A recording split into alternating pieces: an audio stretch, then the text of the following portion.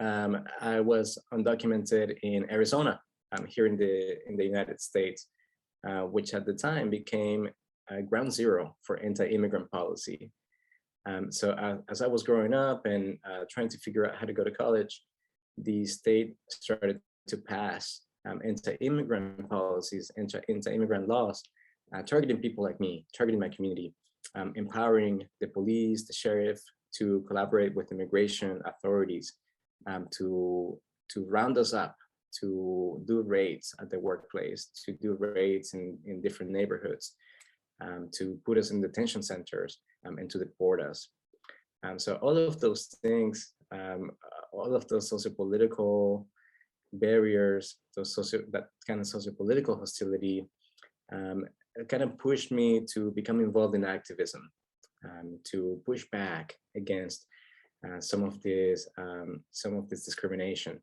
And so I became an activist. I became a founding member of something called the Arizona Dream Act Coalition, and became involved in state advocacy, and then national advocacy, pushing for something called the Dream Act, and pushing for policies to make it a little bit more accessible for undocumented students to be able to go to college in Arizona. And so that kind of brought me to immigration as a topic more fully, and to become really interested in understanding the sociopolitical dimensions of immigration, and also the psychological, the impact of all of those things on the psychological well-being of our community, of our people. So after all of that, I became the first undocumented student in Arizona to be admitted to a PhD program there. And along the way, I was lucky enough, very, very lucky to have been able to adjust my status, thanks to my partner, my spouse, who happened to be a US citizen. And so now I have the privilege of being a naturalized US citizen. And I do want to acknowledge that positionality, because that gives me many rights and many opportunities that are denied to most undocumented immigrants. I was lucky to have been able to finish my PhD in counseling psychology at ASU. I then went to California, where I lived for 2 years, and I worked at the University of California, Berkeley. I worked there within their health center and with the undocumented student program, which is a national model for how to provide support services to undocumented college students. And there I was able to delve more deeply into mental health practice and how to practice in a way that is supportive of our undocumented communities.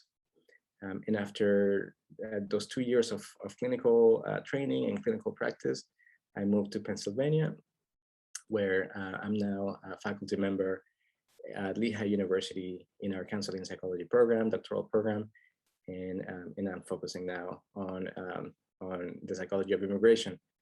And I continue to work with many community organizations, advocacy organizations across the country, and I partner with them to support the mental health of our communities.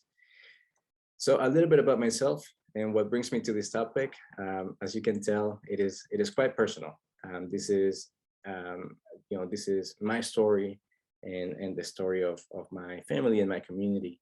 And for me, it's about our dignity, and making sure that we're receiving the services and the support that we need to live healthy lives. So with that, I want to ask you, now that you heard a little bit about my story, I want to ask you about your story. What does your name mean? And what might it say about your immigration story? What is your name, and what does it say about your immigration story? So what I'll do now is I'll connect us. I'm going to split us into small groups, small breakout groups. And let's take a few minutes to share a little bit about our names and our immigration story. So 1 second to create these groups. Here we go. Okay, let's come back in about 5 minutes. Okay, so it looks like everyone is back. So if we could go around group by group and any themes that came up in your conversation about your names, and anyone who would like to share their name and what their name means. I guess I can share. I was in group 3, and I thought it was really interesting that we had in common the last name Hernandez. So I was in the group with Ashley Soberanis and Debbie Galvez. And I think it's pretty interesting. Like, what are the odds of actually being put in a group where you share the same last name? I think it's pretty cool. So I don't know if, like, the other group members want to share something, but we were able to really share how, like, our parents kind of like put thought into like our last names and the reasons why we carry it with pride. That I think is really important, you know, kind of like celebrating the challenges that they've made immigrating to the US and kind of like carrying that with pride, carrying that legacy. Thank you, Jessica, for sharing that. Yeah, carrying your last name with pride as a symbol of the many sacrifices that our parents have made, and that they've chosen to put that last name for you to carry forward. Thank you for sharing. I wanted to share, Jessica, I think it's so funny because something that I shared in the group with Luz and Sarah was that I've never met anyone. One, people tell you how to pronounce your own name, which is quite irritating. Two, I've never ever met anyone ever with the name Chansa unless they were related to me, ever. It's so interesting that then you guys get grouped together and you're like, oh, we share a last name. I'm like, I've never had anyone who isn't a blood relative name. To me, that's something that's always like mind blowing. Like everyone I know with that name, I'm related to. So kind of different. Yes, thank you, Jessica. Thank you. I appreciate that, and kind of naming how unique some of our names are, our last names are, and how hard it might be to find other people who share the same last name, unless they are related to us somehow. It happens to me all the time. I meet a lot of people who are Cardenas, but not Cadenas. So some of these names are really unique, right? And maybe they reflect that uniqueness of our family's migration story. Yeah, I see that Ashley had her mic unmuted too. Well, I just wanted to say that I was in team 3 with the Hernandez, but it's actually my significant other's last name, and my last name is Soberanis. And if we do get married, I will say that I would just stay with Soberanis because I'm very proud of it. Thank you, Ashley. Very unique too. Very unique, and another connection to Hernandez. And thank you for sharing again that theme of pride, of being proud of our last names, not wanting to change it, maybe even if it's a choice, wanting to keep it. I know for many immigrants and different groups of immigrants from different countries of origin, sometimes there's a choice to change your name, your last name, or even your first name, in order to be able to adjust and for the mainstream dominant group in the U.S. For them to make it a little bit easier for them to be able to pronounce your name or your last name, and that connects to some of the things that we'll talk about today. So sometimes it's a really brave choice to keep your last name as it is. That sometimes there might be certain differential treatment that may come from having our last names be what they are, or our names be what they are. So it can be a really brave choice. Anyone else who would like to share from their group any themes that came up? I'll share. I was also in the Hernandez group, and I remember growing up thinking, oh my gosh, Hernandez is such a common last name, but growing up, in order to assimilate into the American culture, so to speak, you know, I pronounced it Hernandez for so long and didn't even realize, you know, the pronunciation of my last name was actually Hernandez till I was you know, later in my childhood. But the one thing I do want to mention is my first name. It's Debbie as it's written there. That's what's on my birth certificate. And growing up and still to this day, people often, well, not growing up, but to this day and as an adult, people ask me because they assume that I'm whatever race they think I am, and then that I married a Latino with the last name Galvez, and even when I was Hernandez. So it's frustrating having to consistently explain, you know, my name and how it was chosen, and that it was really just a random pick of my dad's. But then people get stuck on, you know, how confusing that is for them. And so I can't change my first name, would never change my first name, but that's the experience that I've had my whole life. Thank you for sharing that, Debbie. Thank you for sharing that story.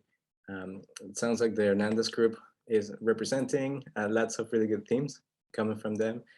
Thank you for touching on that theme of about the assumptions that people might make about any of us based on our first and last names, and also based on the way we look, the way that we present, maybe the color of our skin, and how close or the proximity we have physically to white Europeans, or on the other end to Black people from Africa, and where we fall in that continuum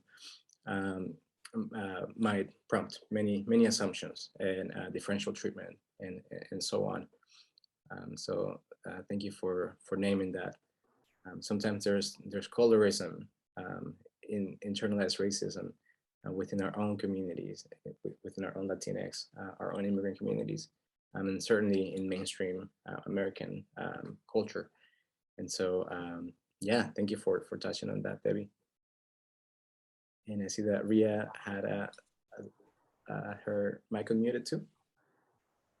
Yes, I don't remember the number of our group, but I think the theme, we were all born in the United States, but we had mostly, I guess, stories about our families and how that kind of impacted us, and or, you know, married to somebody who's Hispanic or an immigrant or of an immigrant descent. But I wanted to mention regarding my name, my full name is Maria Susana Cedeño. So I put Ria because a long time ago, my nieces and nephews could not pronounce my full name.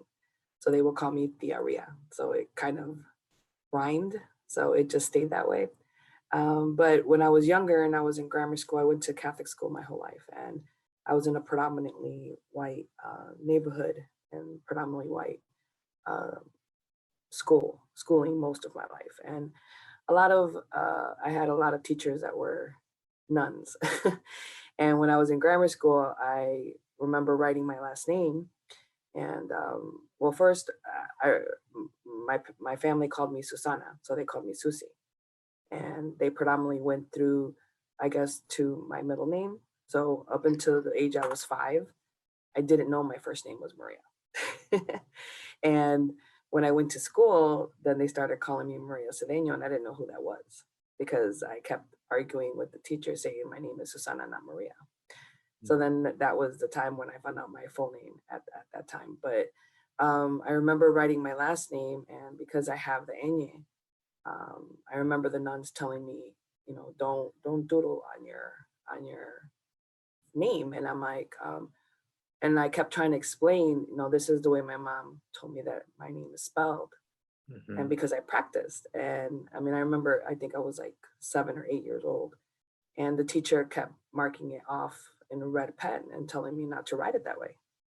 Mm-hmm. And I said, but this is the way my name is spelled. And she's like, well, you're in the United States now, and you need to spell it the way that it is in the English language. And I said, well, I was born here.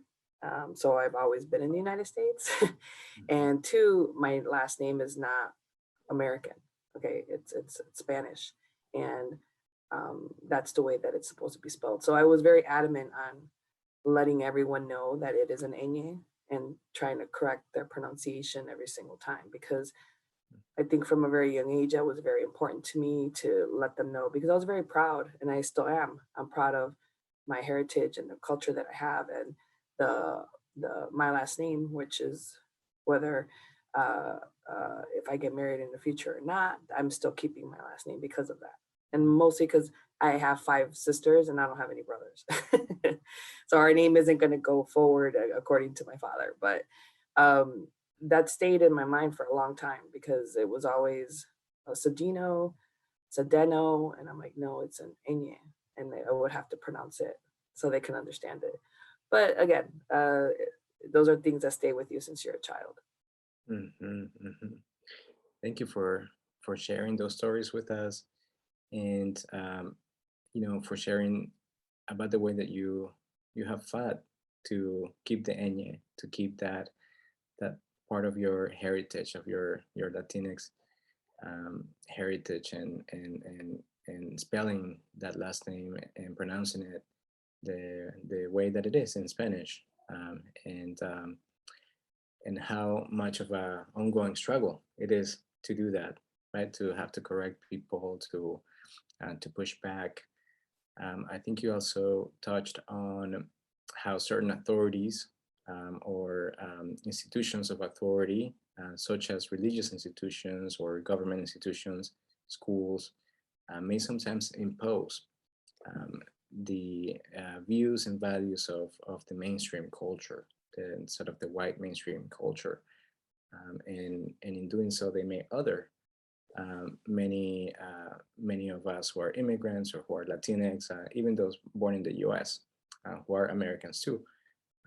But often that mainstream culture is discriminatory and sometimes forcefully assimilates or tries to assimilate people. Thank you for naming that. Because also too, with the diplomas I've received, they've all been spelled without the Enye, and I've always have my little black marker, and I put my last name correctly, because as much as I would tell them that's not how my name is spelled, they're like, well, we don't have that character, so we can't put it on your diploma. And I'm like, don't worry, I'll put it. So that's fine. Good for you for taking out the black marker. And I see that some people gave you some claps emojis. Well, thank you. Thank you again for sharing. All right, so I'll begin to move on, but you can see how as we reflect on our names, there's so much that we carry, and we may have a connection to immigration recently, maybe with ourselves or our families, or maybe in a more distal way, maybe generations back. And all of this to say that all of us are even though not all of us are immigrants, maybe humans as a whole are migrants. We all come from somewhere. It is part of human nature to move and to migrate.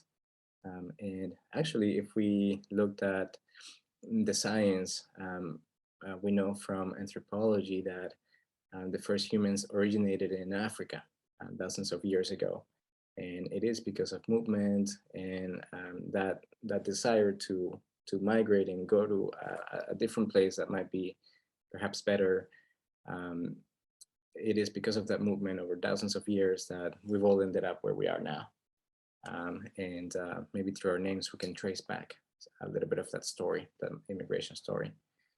And so thank you all for sharing a little bit of about your names. So bringing it now to undocumented immigrants, as I mentioned, perhaps humans are migrants. Perhaps all of us are, it is part of our nature to move and to explore and to try to find a better place to live for us and our families. But oftentimes the laws and policies are not designed to really honor that and to really acknowledge that very human sort of phenomenon that is migration.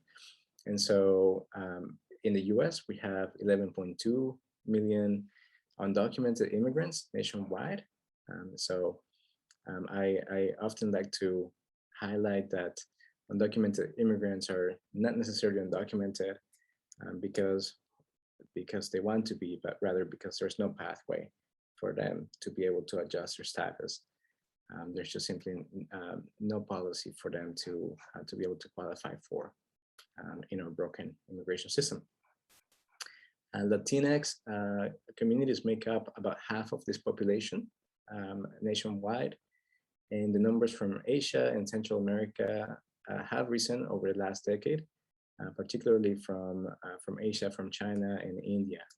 And the numbers of undocumented immigrants are growing faster within these groups than they are within the Latinx community. And I think this is important for us to highlight because often we hear about it in the media as being a Latinx issue or being an issue with Mexico, right? We've heard politicians very aggressively target the Latinx community and the Mexican people. In reality, our undocumented community is much more diverse than what we may see in the media. We also make up a significant portion of the US workforce. So we are essential workers. We are doing the jobs that are keeping the economy going, especially during the pandemic. So we are very crucial to the economic, the workforce of the US. And right around 700,000 undocumented immigrants are protected by the DACA program, which was created in 2012 by President Obama. And just a few weeks ago, a federal judge in Texas, ruled against the program, freezing it and essentially ending the DACA program, saying that no new applications will be accepted. And so the DACA program, as it is now, is frozen, is partially ended, and it has been in shaky ground for many years, unfortunately. This is a good program that protects many undocumented immigrants.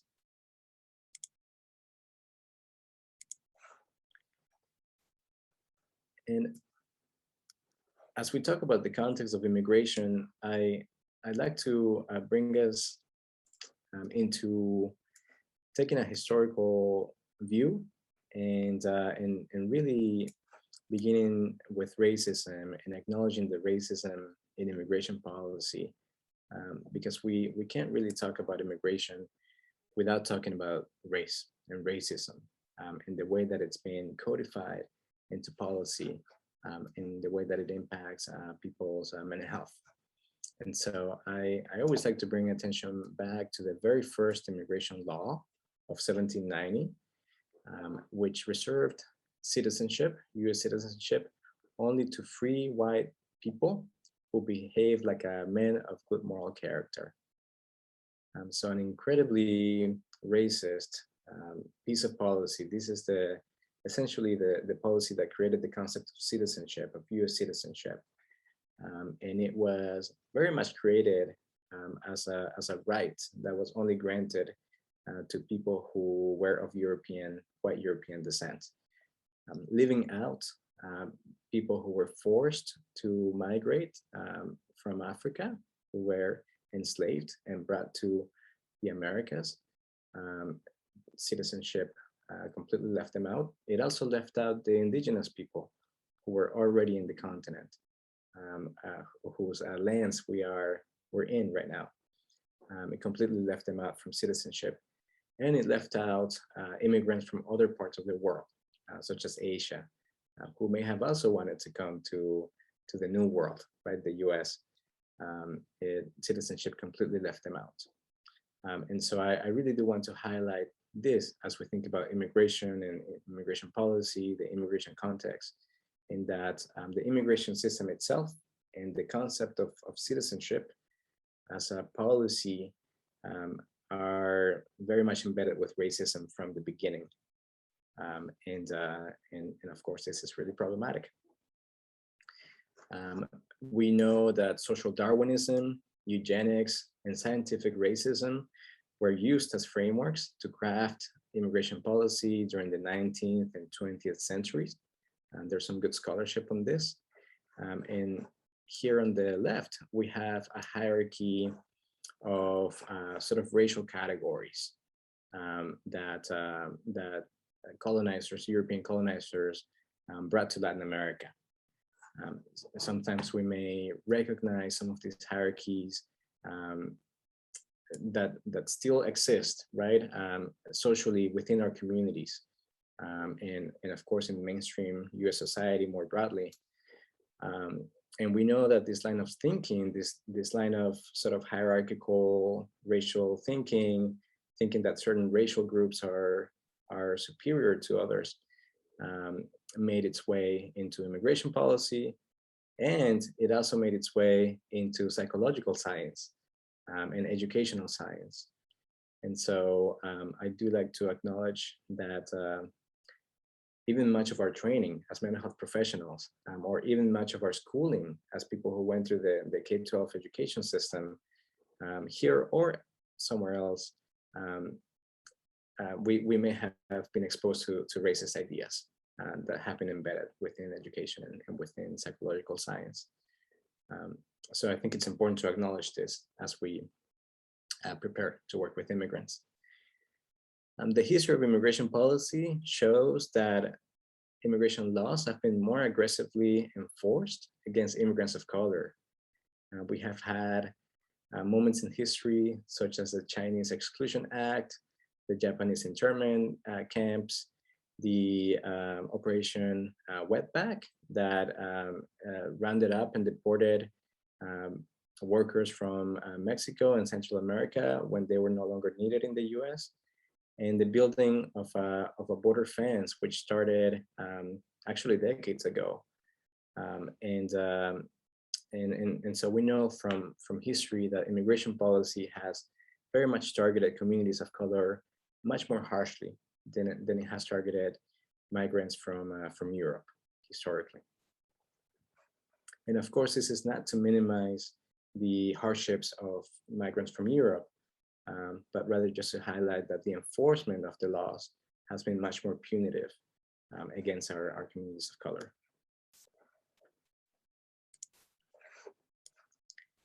And of course, some of the anti-immigrant hostility that racism carries through today.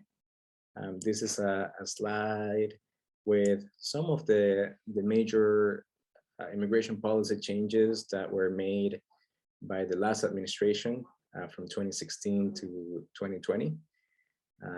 There is a record of more than 400 immigration policy changes that were made in that period. So it was a period of aggressive sort of transformation of the immigration system to become even more exclusive, more exclusionary towards people of color. And it targeted not only undocumented immigrants, but it also targeted other types of immigration, including international students, who are also majority people of color. So I think the racism embedded within these policies is quite evident. And as we talk about all of this, and as we go through these slides, I want to invite you to do an internal scan, to pay attention to how you're feeling as we go through these slides. And if you're able to name the emotion, maybe naming it for yourself. And if you'd like to share it with the group, feel free to type it in the chat too.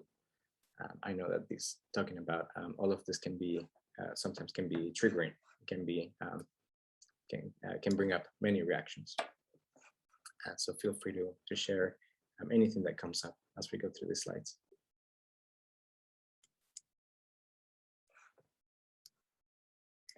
There's quite a bit of research that shows the impact of many of these policies and much of this hostility on the mental health of undocumented immigrants. I have some research of my own that I'm happy to share here on the left-hand side, we have a table from a national sample of college students that we conducted a study with, and it was just published recently. And so we see here Group A, which are people with permanent status, like such as lawful permanent residents or U.S. citizens. Group B are people with objectivity, so undocumented immigrants, people who don't have a permanent status. And then we have student visa international students here. And we saw that in this national sample, on all of our measures, positive mental health, depression, anxiety, their perceptions of the climate for diversity and discrimination, across all of these measures, undocumented students fared worse than other immigrants with more permanent statuses. Their mental health was much more impacted. And on the right-hand side here, we have a coping model that we tested in a sample of undocumented immigrants. And what we found is that experiences of everyday discrimination, experiences with being treated differently every day, was directly impacted, directly related to anxiety levels, to increased anxiety. It predicted, strongly predicted higher anxiety. However, for undocumented students who fostered a sense of critical agency, of critical consciousness, and who were able to keep, to find a way to protect their outcome expectations, such as their goals, their hopes for their future. For those students, the impact was almost zero. They were able to use those things in order to cope with ongoing discrimination, and to feel less anxiety, by developing a sense of critical consciousness, a sense of agency, that they can do something to change the way that things are. So that's a really hopeful finding, I think, because as mental health professionals, that gives us a place where we can work with to support undocumented immigrants and to support their mental health, to protect their mental health.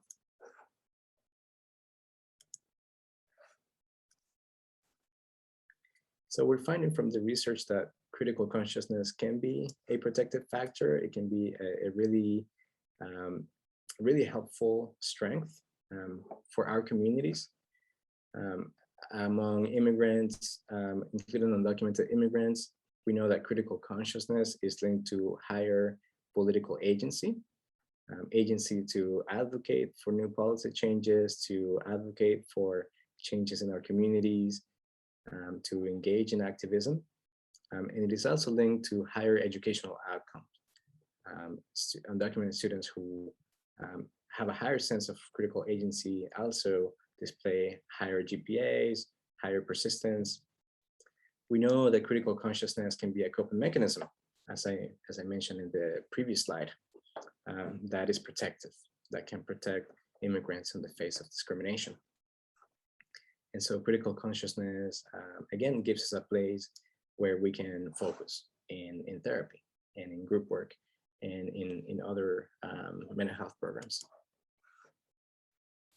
So some of the things that we might be able to do as providers to foster a critical consciousness, we can help our clients, our immigrant communities that we work with, in identifying the impact of oppression on social and psychological well-being. We can open up the space within our therapy sessions, within our agencies, within our schools, to talk about these systemic oppressions, this discrimination, these laws, these policies that are targeting quite blatantly our communities and the impact that it has on them. For many people in our communities, without being able to talk about these systemic issues, we might begin to internalize them and to feel that something might be inherently wrong with us, and to believe that maybe there's something pathological but we can push back against that by opening the space to talk about how the way that we feel might be connected to systemic issues that are impacting our communities. And we can also support our clients in developing behavioral coping skills, such as self-advocacy plans, plans for community engagement, building social support networks, and so on.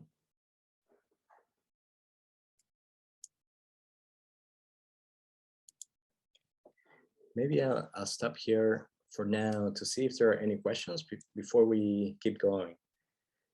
I know I went through quite a bit of information, so I wonder if there are any thoughts or any reactions so far.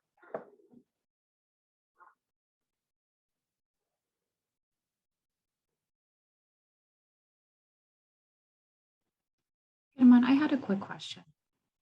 So I was kind of trying to think of how to formulate my question. When we're working with clients and we're talking about and identifying the impact of oppression, right? And how this directly impacts their well-being. So I started doing a little bit of research and I found that there's certain, like the portions of liberation psychology.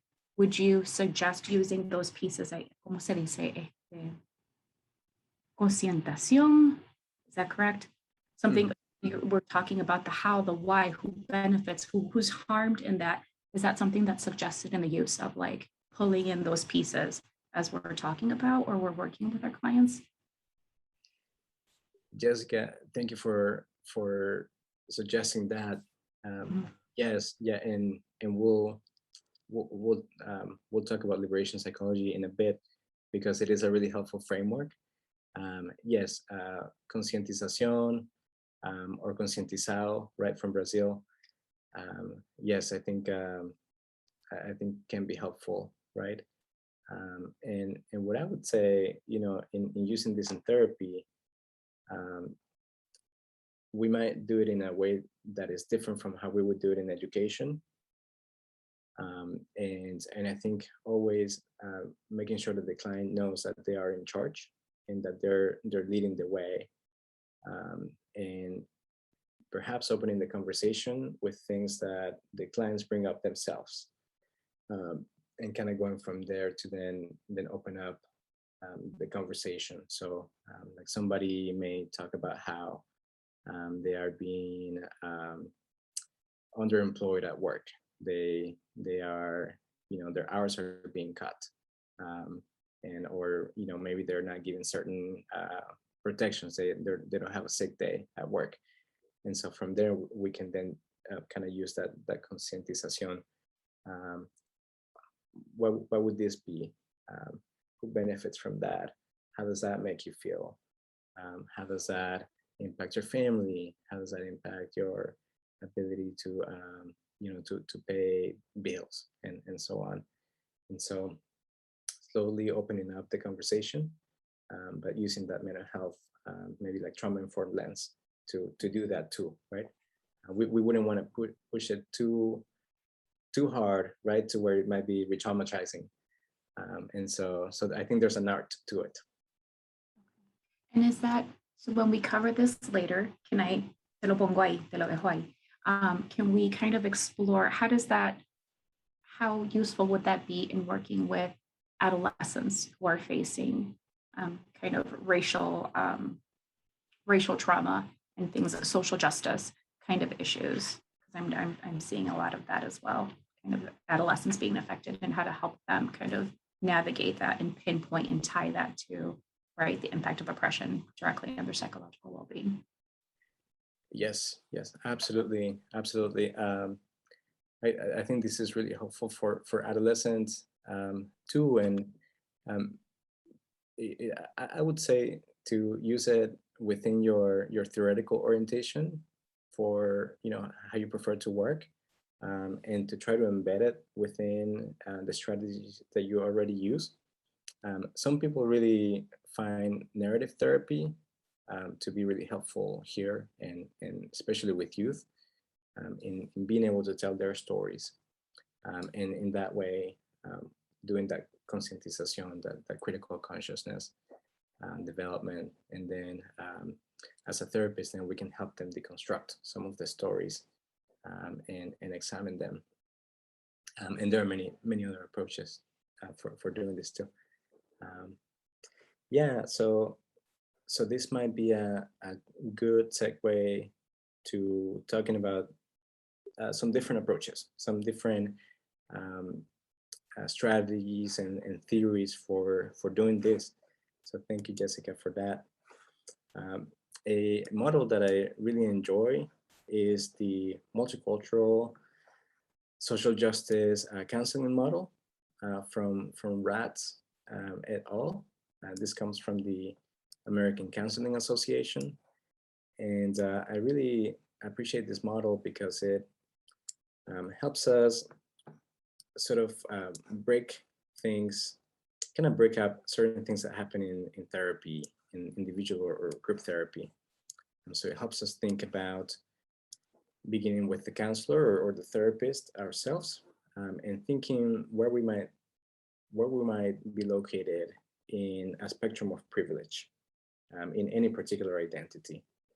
So in terms of race, do we benefit from white privilege? Are we proximal to whiteness, or are we more on the marginalization end, where we might be stereotyped and marginalized based on race?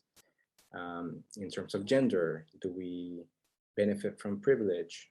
I benefit from male privilege as a therapist, so I'm aware of that in counseling. Or are we more on the marginalization end? And so to do this analysis, as we're working with clients who experience marginalization and privilege themselves, they might have certain identities that are privileged, certain identities that are marginalized. So I appreciate this model in that it helps us think about those things. It begins with counselor self-awareness, so beginning to think about ourselves and our own biases. From there, trying to focus on clients' worldview and the way that they understand the world culturally. What might be their constructions of the world and the systemic issues that impact them.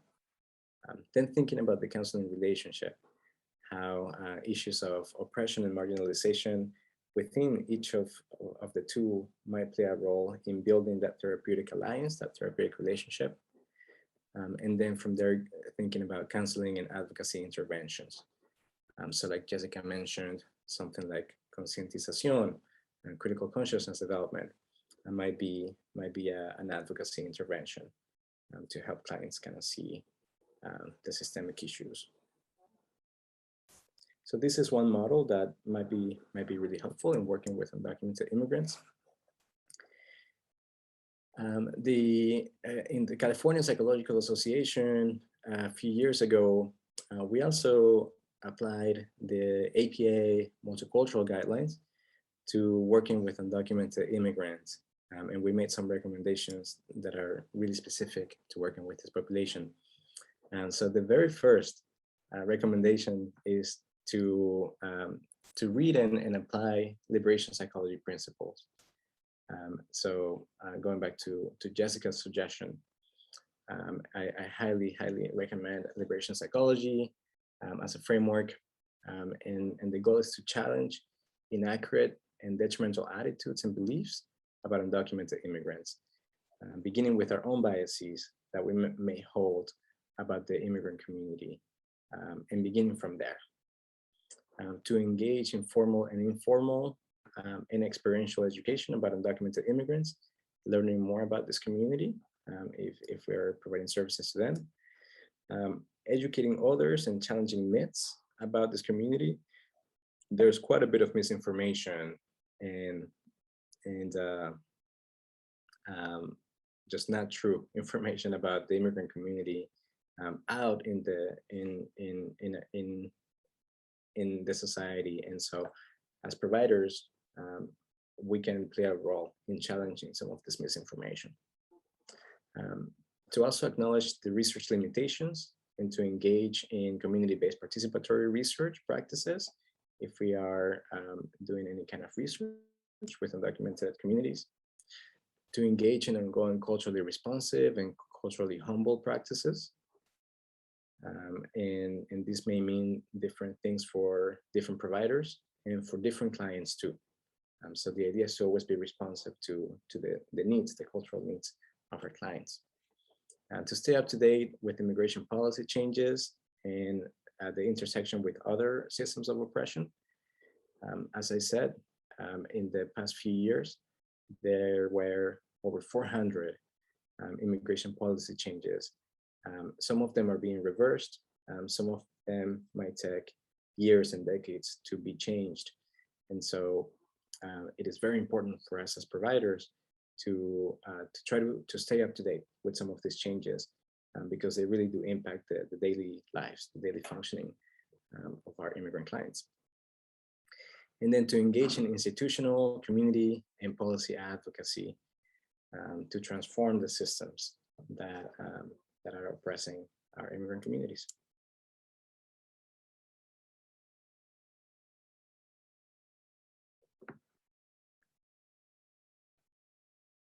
Okay, so with that, I'd like to show you a video.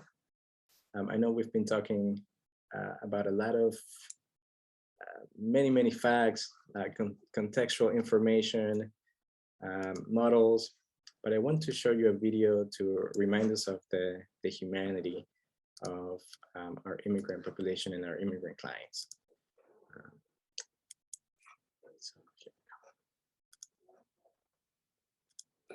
This is it, the big time. We're gonna be famous. Hollywood. Hi, I'm Nakia, and I'm a citizen. My name is Humberto, and I got DACA. I don't think people think that undocumented immigrants look like me just because I have blue eyes and I'm white.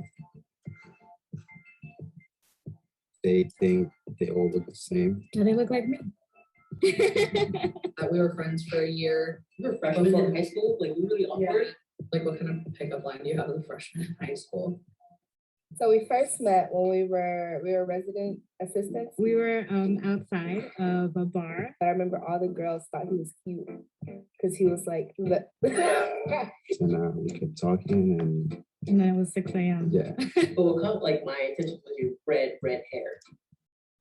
It was like Weasley red. Yeah, it was very red. But it was your eyes. And I remember it was that. And that was the first thing that physically attracted me to you. Ultimately, you know, she is my best friend. You always have goals. You're always dreaming.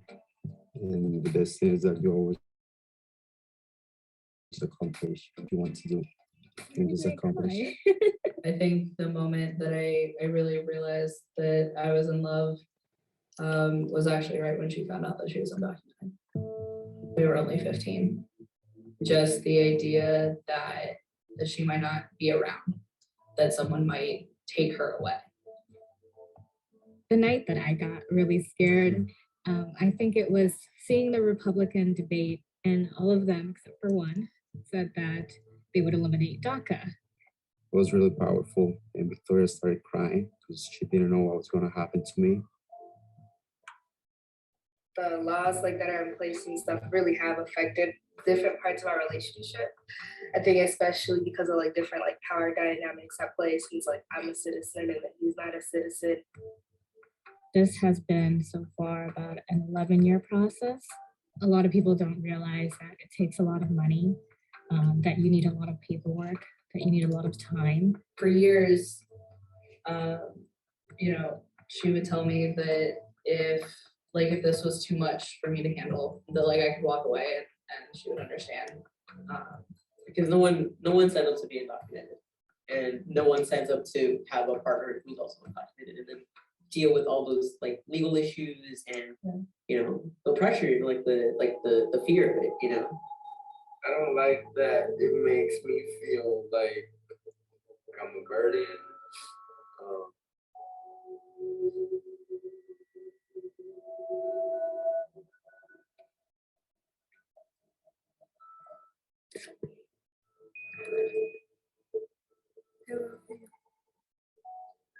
You're not a person. I fell in love with you, and I didn't know being you having DACA, you not having papers, didn't determine how I felt for you. I would love you whether you had papers or not. So for me, immigration is love.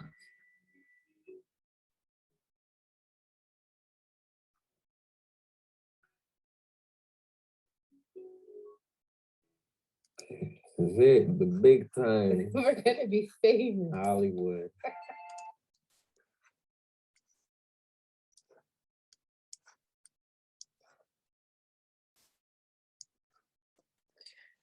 Wonder if there are any reactions, any thoughts after watching this video.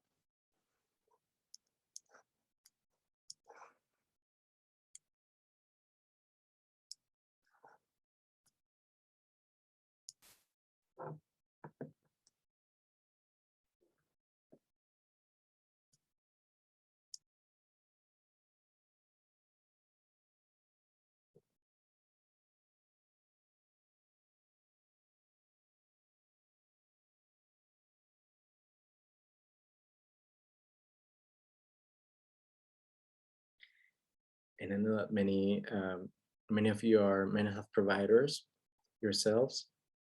I wonder if watching this video about these 3 different relationships and with different immigration statuses and how they are impacted by immigration, if it brings up any thoughts, any clinical thoughts, any clinical reactions.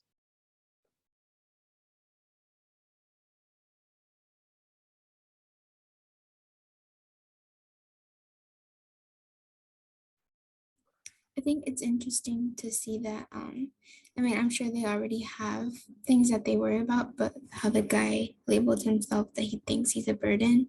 So in addition to all the things, their feelings and emotions that they're experiencing, having to think about what the other person feels towards them because of their status.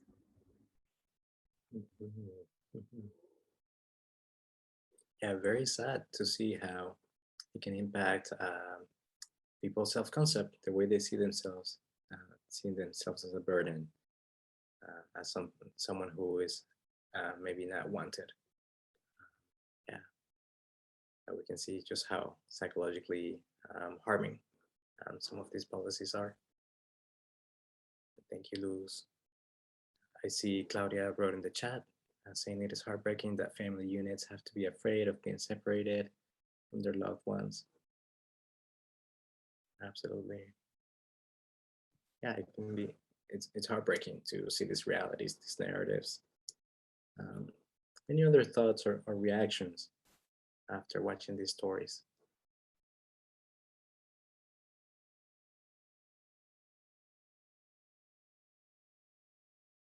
Okay, Ashley says, always thinking about other people's perception of the world's perception can create a huge impact. Yes, thank you for naming that, Ashley. How mentally exhausting, right? How psychologically taxing it must be to always kind of have to worry about the way that you are perceived because of your status. Yes, and those perceptions can have huge consequences on whether you're able to stay in the US. Yes, can be emotionally exhausting, can create a lot of anxiety. Okay, so I wanted to show you this video to rehumanize immigration and for us to see how it impacts relationships and friendships and work and social dynamics and pretty much every aspect of immigrants' lives to have to worry about their immigration status. Okay, so we're almost at the end. We'll have some more time for discussion in a few minutes. But before we get there, I want to share this guide to providing mental health services to immigrants impacted by DACA and COVID. We published this guide in April of last year, a little bit over a year ago, when the Supreme Court was deliberating on the DACA program. And the guide might be relevant again now with the recent ruling against DACA just a few weeks ago. So the guide is there at this link at Informed Immigrant. These are some of the suggestions that we made. The guide was written by mental health providers who all of us have been undocumented or currently are undocumented and protected by DACA. So it was participatory in that way. So the first suggestion is to listen to the stories of DACA recipients, to listen to the stories of our clients, to provide them a space to share their stories. Therapy, group work might be the first place where they are safely able to share their story, to really share their narrative, to explore the impact of the COVID-19 pandemic. There's quite a bit of research that is showing that the impact on immigrant communities has been far larger than it has been on US citizens. It's really sad to see those numbers. I've been doing some of that research myself, and the contrast is really stark. Number 3, to learn the basics of immigration policy and to stay attuned to policy changes.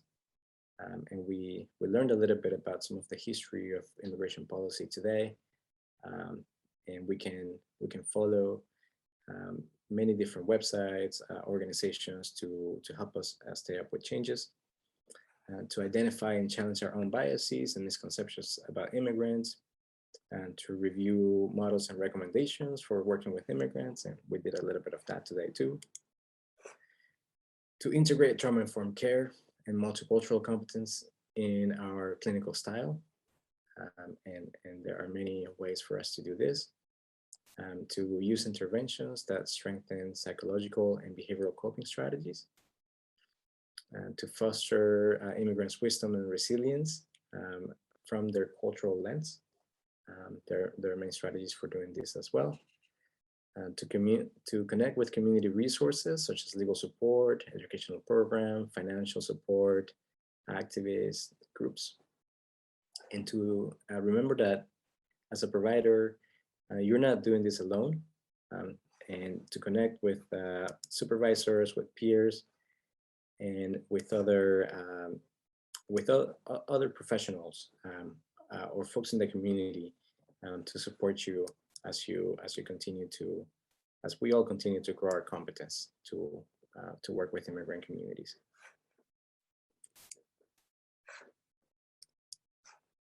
Okay, the ACA advocacy competency model is another great model, I think, for engaging in advocacy. I won't spend too much time on that so that we can get to have more discussion. But I do want to mention these websites, these resources for following policy changes and for outlets for advocacy. So United We Dream, right here at the center, is the largest immigrant-led organization in the country. And they've been at the forefront of fighting for DACA, for a pathway to citizenship. So I would recommend signing up for their listserv. They constantly send updates. And this organization is led by undocumented immigrants themselves. There's been a lot of movement in Congress within the past month on a pathway to citizenship. So this might be a really good organization to follow. I mentioned earlier the undocumented student program at UC Berkeley. They have many resources, and the way that they structure their services, I think, is really a good model for how agencies can provide services to undocumented immigrants. So I recommend looking into that. The American Psychological Association has published some articles. This is from last year that highlights some ways of providing mental health services, and they've also done some advocacy related to immigration that I think can also be a model for institutions for how they can write, agencies can write letters, they can contact legislatures, they can contact agencies, immigration agencies, ICE, and advocate to them directly. So the organizations that we work with can do quite a bit of advocacy themselves. And the Informed Immigrant Platform here at the bottom is a great resource for providers or for the immigrant community themselves. It is also in Espanol, and they have a tool for locating legal help around the country, and they have many helpful guides and many helpful resources for the community. So it's a really great hub, I think, of resources that is maintained by many immigrant rights organizations.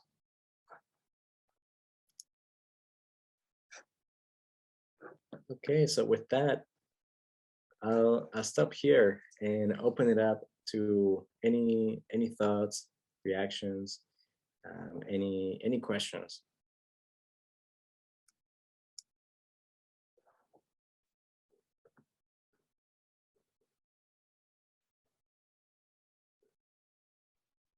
I had a quick question.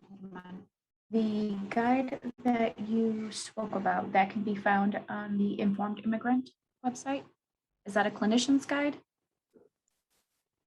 Yes, Jessica. Yeah, that is for clinicians. Okay. Yes. Yeah. And we wrote it anticipating that if the DACA program was ended, there would be a higher need for mental health providers, and there really isn't enough training, right, on this. And so the guide can be a tool to get started, at least. And within the guide, we have links to many other resources, many other readings that can be helpful. I know that you were asking before about how to do like concientización with youth and so on. There are some exercises there in the guide. For example, there's like a tree of life exercise where you can work with your client to sort of map out it's like a family tree. And you can kind of use that activity to connect with their heritage, to connect with the strengths from their family, to tell their story, and so on. So there are some suggestions there in the guide. Perfect. And because that kind of leans into maybe my next question. So if I wanted to kind of learn more and explore more on liberation psychology, it's a little bit tricky to find information. There's information here, but do you suggest, or is there anywhere where, whether it's a webinar or training, something that's very geared or very specific to this form of work, of clinical work? Yes, absolutely. Let me share a link right now, actually. Yeah, because there's a textbook that was just published by APA Press. And it's written by Latinx psychologists. Let me find it, and it's a really great tool. And they talk about liberation psychology not only in terms of research. At the beginning, it was mostly kind of like a research paradigm, but they also apply it to clinical work. And it's a really great tool. Here it is. It's by Lilian Comastia and Edil Torres, who are leading Latinx psychologists. They're really great. So the book is there in the chat. Thank you. And then you did mention, right, narrative therapy. You talked about the multicultural guidelines and kind of advocacy competency domains. Is there anything else that you think would be useful in exploring and the actual kind of practicing and maybe greater examples of interventions that could be or would be useful in kind of exploring, dipping your toes and starting to kind of integrate that into work with clients that you could suggest? Yeah, I think all of these are good places to start. I really do when thinking about critical consciousness, I like to not just stay within, I know critical consciousness sounds a lot like analysis, right? Like thinking about the systems and so on, but not to stay there, but to also move into action and the behavioral piece. So I think behavioral interventions are helpful. So I really like doing something like developing an advocacy plan with a client. For example, what to do in case that ICE comes to your house, and kind of helping them think through that and to write out a plan, right? That includes like an emergency contact that you will call, a place where you can find legal support, a safe place where you will go, right? Maybe there's a sanctuary, a campus, a church or an organization where you can go and stay if you see that ICE is in your neighborhood. If you have small children, how do you arrange for guardianship in case that the worst happens and you become separated? So kind of helping clients think through those details and identify things that they can do, right? To take action, to be prepared, can be helpful. And you can do something similar with somebody who's experiencing like workplace discrimination, right? Thinking about, well, how can you advocate? What happens if you bring this up to a manager? What happens? What might be the potential responses? And helping them think through all of that. Who can you lean on for support? Are there any unions that you can reach out to for help? Helping them think through all of that. And same thing with students in K-12 or in higher education, helping them think through educational plans, advocacy plans. Thank you, thank you, thank you. These are really good questions. I'm trying. I'm trying. Trying. What about for other questions or thoughts? Herman, not a question or a thought, just a comment. I have posted in the chat the link for our evaluation.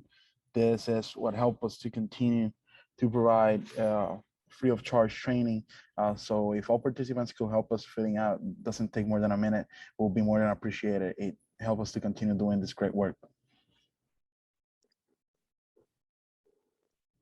Thank you so much. Of course. So please complete the evaluation.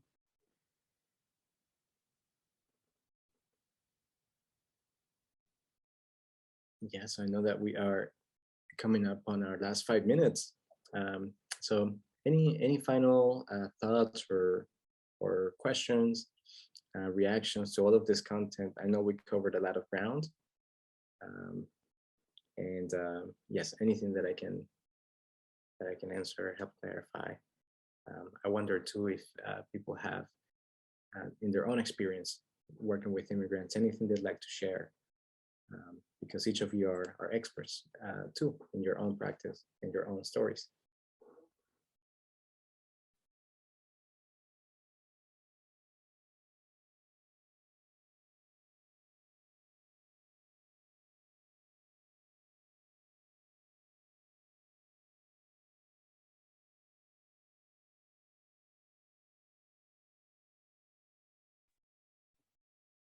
Sorry, one more time. So then as we kind of work through and put these things into place, my question, I guess, would be maybe the piece. I don't know what my question is here, man. No, no, no, no. I was trying to think through it, right? One thought was the implementation of something on this, not necessarily to this depth, right? Because of just not being developmentally appropriate, but to implement something that provides this work on some scope with our earlier childhood clients, right? Because I have like 4, 5, 6, 7, right? Those younger level children's and littles, and I'm right. The use of books is always really well, right? Portraying that in someone else's story, and how do we align that with our story? Things of that nature. So maybe the idea or I don't know what my question was going. I was just trying to think of maybe how does this implement? How does this work? What this might look like? Population. With the younger population. Mm-hmm. Yes, yes. That's a really good question, actually. That I don't know I have that I have the best answer for, because I don't work with the little ones as much. But what I would say is that, first of all, focusing on language, around emotions, being able to name things, being able to name what we're feeling. I actually worked with an organization on developing kind of like a program for parents and youth and little children, for them to be able to talk about immigration. And so we developed a workshop. And so the idea is to begin with naming emotions, right? Kind of laying that groundwork, so that youth are able to identify what they're feeling. And then to create a space where parents can talk about their immigration story with children, and kind of tell them maybe the reasons they migrated and so on. So to create that space for that conversation to happen at all. Sometimes immigrant youth don't really get the story until much later, sometimes until they're adults. So to at least begin having that conversation early on. And then going back to emotions, being able to identify how they feel when certain things happen, like when they hear in the news that immigrants are this or that. How does that make me feel? How does it make you feel when you hear about the border wall? Right. So kind of these are things that they will be exposed to anyway. And so beginning to at least create a space where they can identify the reaction and have like some safety around being able to talk about it. Otherwise, they're kind of living with that fear, and all of this information that they hear from peers or on the news and in different places about immigration, and they might be on their own to understand it all. So yeah, I don't know if that answers. It does.